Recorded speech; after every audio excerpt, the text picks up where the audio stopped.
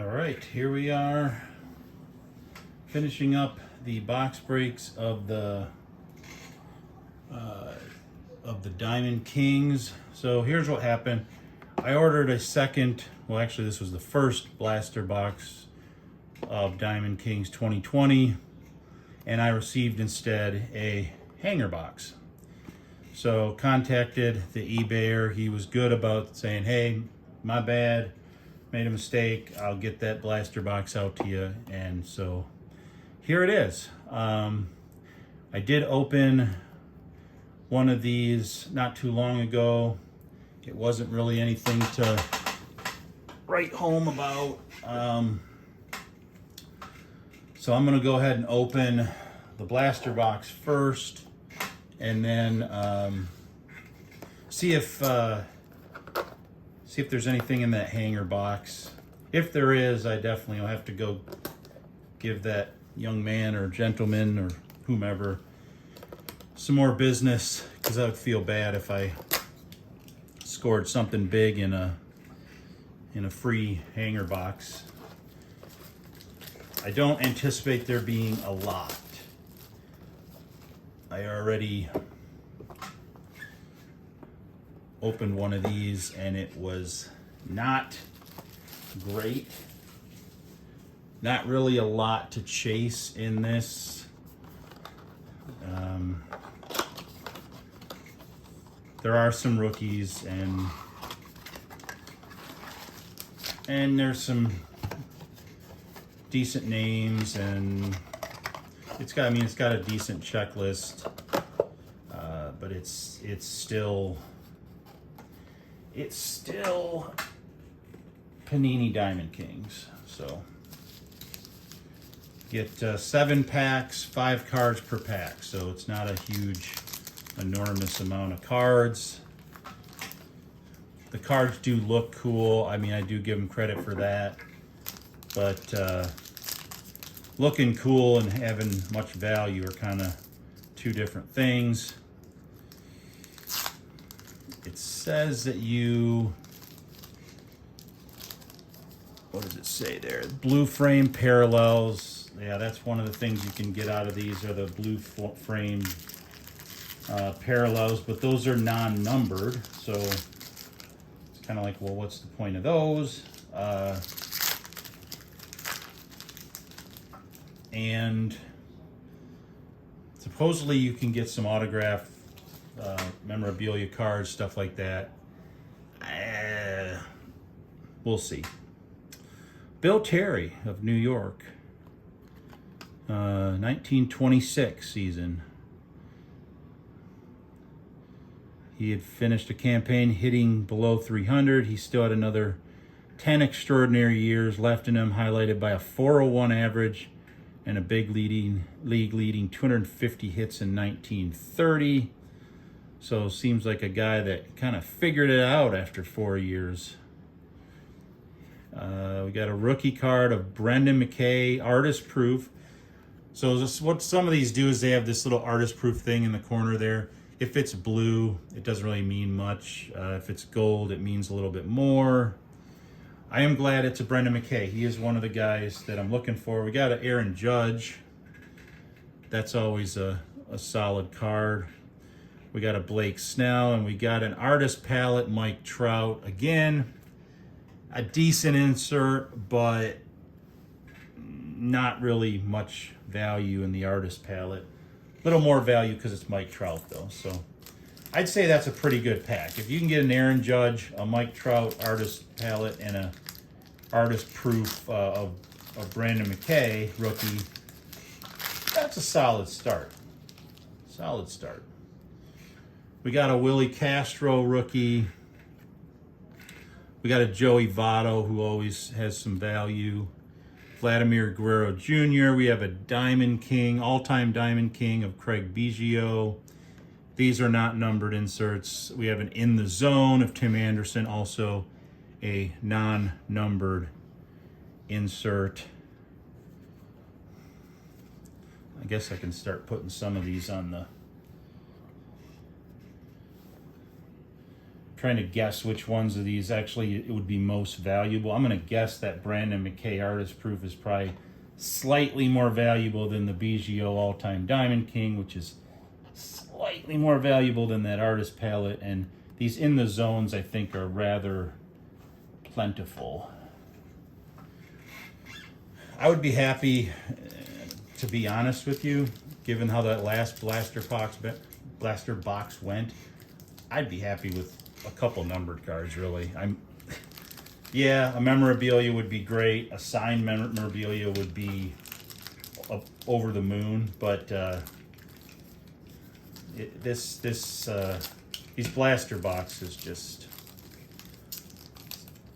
haven't been that hot.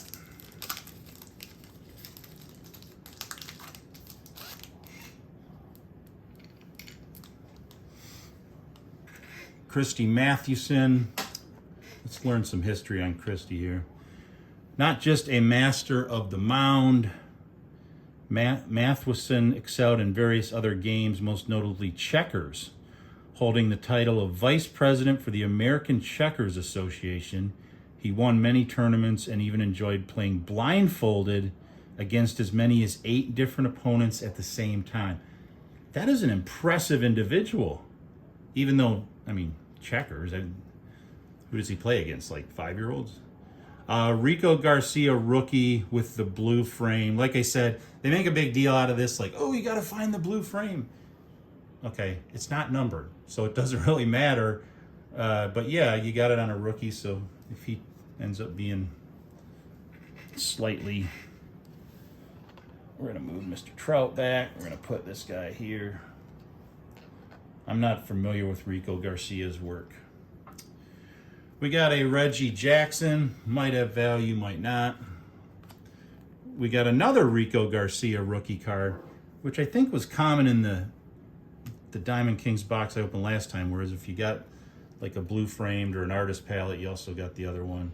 Now I have an aficionado of Nolan Arenado, which might have some value. It's another one of these non-numbered inserts.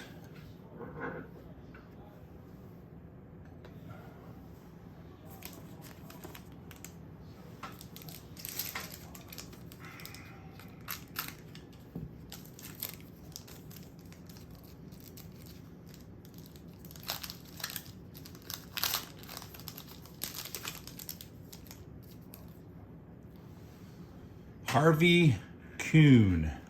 This guy looks like a baller. Harvey Kuhn. I think he's on the wall in Detroit. Kuhn broke into the bigs with a bang in 1953, leading all players with 209 hits and recording a 308 average to win Rookie of the Year honors. A 10-time All-Star, he led his league in hits 3 more times over his career, including in 1959, when he won his lone batting title with a 353 average. I believe that last name is on the wall in Comerica Park as Hall of Fame Tiger.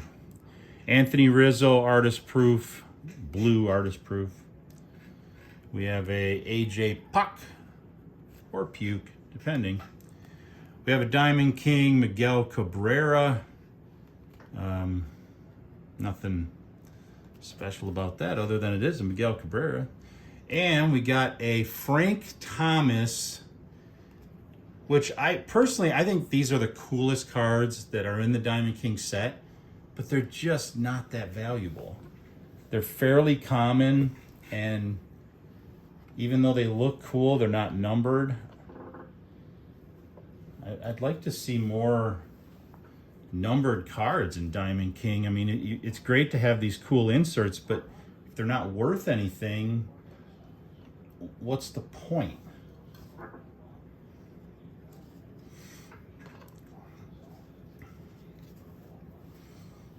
I'm sure I'm actually in the majority on that one, I believe. I do believe.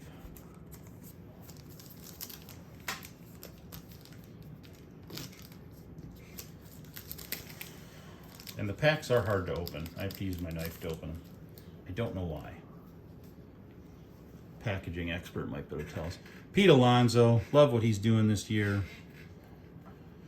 Rookie card of Jake Rogers, Artist Proof. There we go, the Sheriff.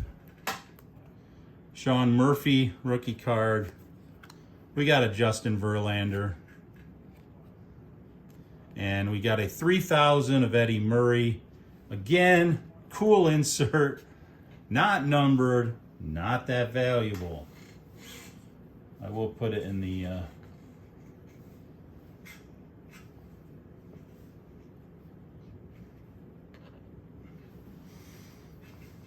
Okay, still holding out. I thought I would get at least one numbered card, to be honest with you. I'm hoping for two, but I thought I'd at least get one. This is embarrassing for Donruss if I don't. I'm not embarrassed. I didn't put the box together. That's not on me. Javier Baez. Grover Alexander. Okay, we got to figure. Anybody named Grover's got to be cool as hell.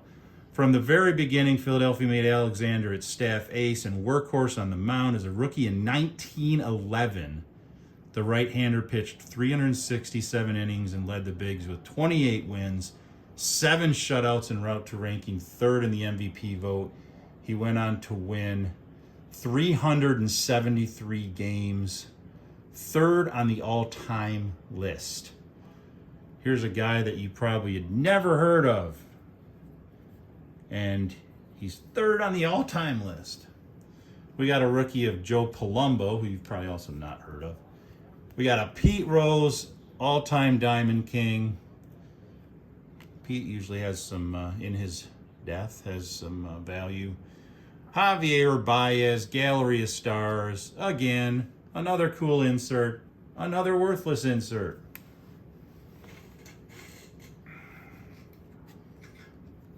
And I'm going to put Peter over there, and we're going to put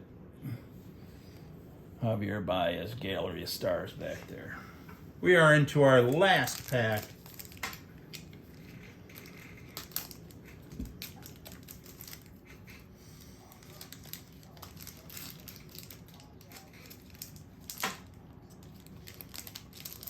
Oh, come on. Get out of there. What is with these packs? Foil doesn't work.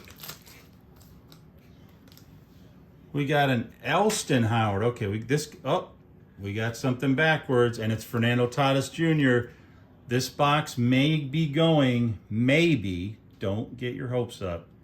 It may be going from a C- to who knows where. It's probably a memorabilia card, which would probably prop it up into the B's, but if it's signed and it's a Tatis, Elston Howard, whose mother worked as a dietitian and whose godfather was his church's pastor, said he grew up eating right and working hard. Those traits showed on the baseball field with New York, where his hustle and strength led to 12 All-Star selections, 4 World Series championships, and MVP honors in 1963. We're going to wait. We're going to wait because I don't want to be disappointed, and I have a feeling I might be disappointed. Ryan Sandberg, quality. Juan Soto. We have another worthless DK Originals of Anthony Rendon, not numbered.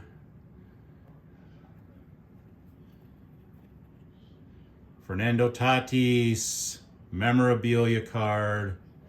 We got some Batwood over there. We got some swatches of jersey. It is not numbered. The enclosed player-worn used material is guaranteed by Panini America. So it is player-worn and used, but it is not game-worn and used. Still clearly the best card in the box. We'll put Mr. Anthony Rendon over here with his DK Original. And make sure none of these are artist proofs, which they're not. All right, let's see what our bonus gave us here. And it's hard, I don't know. I mean, I try to give everybody the benefit of the doubt. I don't think the guy intended on selling me a blaster box and then sending me a hanger box. But given the state of the industry, would it shock me? No, it wouldn't. But all I care about is, did the guy make it right, which he did. And that's all that matters, kids. That's all that matters.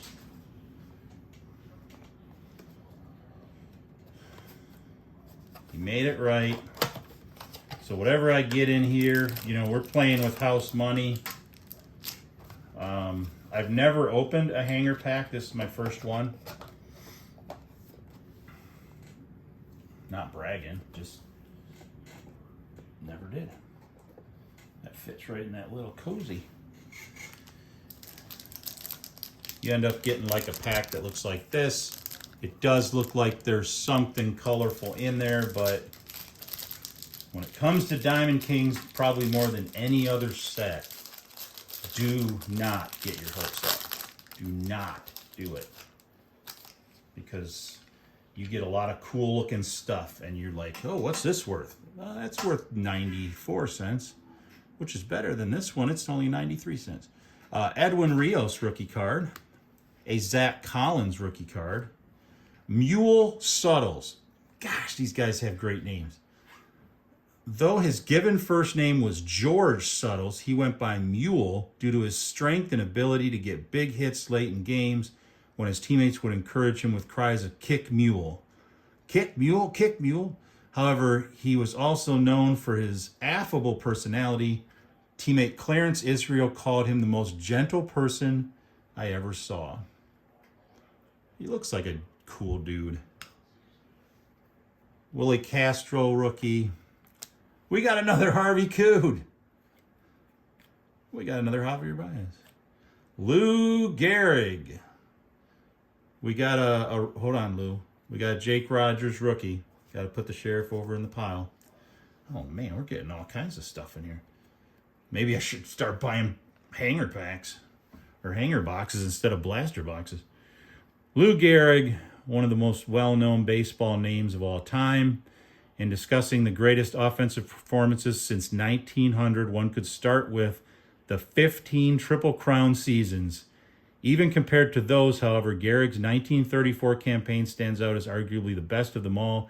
That year, the Iron Horse, in parentheses, led the Bigs by hitting .363 with 49 home runs and 166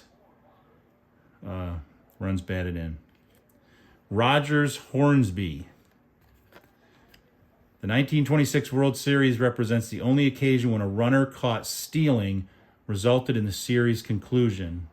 On first base with 2 outs in Game 7, Babe Ruth took off for second, only to get thrown out by St. Louis catcher Bob O'Farrell. Hornsby made the tag on the play to win the only championship of his career. Babe Ruth tried to steal a base? That dude's built like Cecil Fielder. Anthony Rizzo. Harmon Killebrew. In 1969, Reggie Jackson did some mashing of his own. Not even he felt worthy of being on Killebrew's level. If Harmon Killebrew, in parentheses, in quotations, if Harmon Killebrew isn't this league's #1 player, I've never seen one, Jackson stated. He's one of the greatest of all time. The voters agreed, making Killebrew the MVP after his 49-homer, 140 RBI year. Okay, we got a red frame, similar to a blue frame. I don't know if the red frame is worth more or less. I'll have to look that up. But it's not numbered, so it probably doesn't really matter. But we're going to put it up there anyway. Francisco Lindor Artist Proof. We got an Alonso. These are so cool. I wish they were numbered or something where they have some value. Another Vlad Jr., another Reggie Jackson. We got a Rico Garcia again. I'm going to have a bookload of Rico Garcia and AJ Pooks. And we got another Miggy Diamond King and a Pete Rose Diamond King. Apparently, the hanger box and blaster box were made at the same time on the same line. All right. What do I give a box like that? That's, I mean, I didn't get one numbered card. That really disappoints me. As much as I like that Tatis Jr. memorabilia card,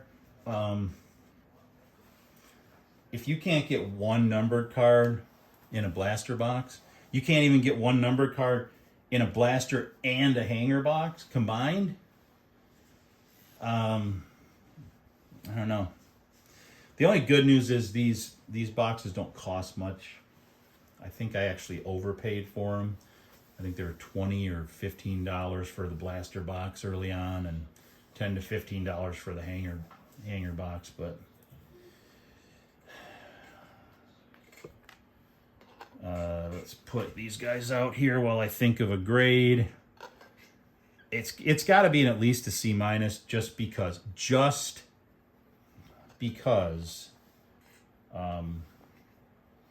I got the autograph of, and it's Tatis Jr. It's not, or not an autograph, the memorabilia of Tatis Jr. And it's, even though it's not game worn, it is a very good player. Yeah, I got a couple borders, nothing numbered. Gosh darn it. But I did get a lot of really good players. I'm going to give it a C+. I don't think that's too outrageously unfair. So we'll give the blaster box Diamond Kings a C+. The last one got a D.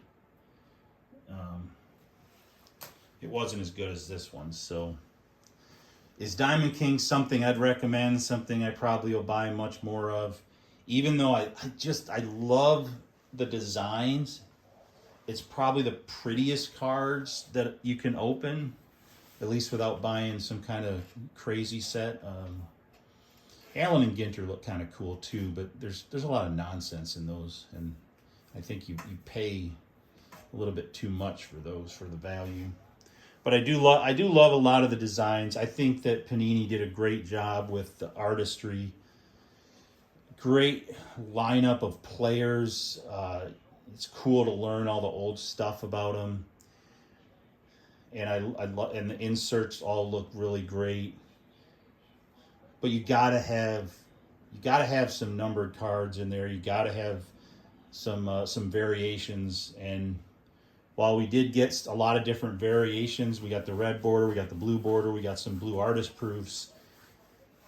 The blue artist proof is kind of like the lowest of the artist proof. We didn't get any golds or anything like that would have added some value.